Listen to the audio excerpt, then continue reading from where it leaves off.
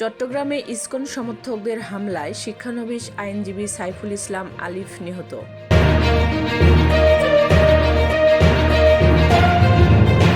কুমিল্লায় ট্রেনের ধাক্কায় অটোরিকশার ৫ যাত্রী নিহত।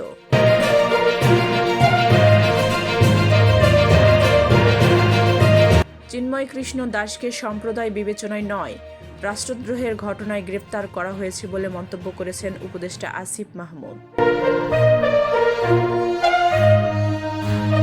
শেখ হাসিনা সহ ৪৪ জনের বিরুদ্ধে ট্রাইব্যুনালে শাপলা চত্বর গণহত্যার অভিযোগ দায়ের করেন হেফাজতে ইসলাম। দুর্নীতির মামলায় খালাস পেলেন বিএনপি নেতা জয়নুল আবেদিন ফারুক।